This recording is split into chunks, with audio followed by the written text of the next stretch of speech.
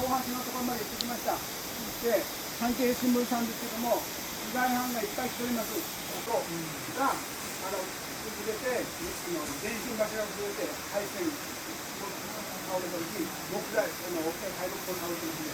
海の手前まで、和段上までは、車が今でも通うような形だったり。通れます。あ、通れる。車通れます。だから一箇所は、そのガソリンスタンドから向こうは通れます。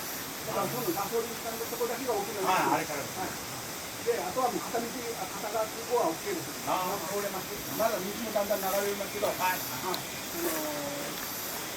とか行けます。そして、あそこの橋のたもとには、いっぱいいろんな方が降りてきました。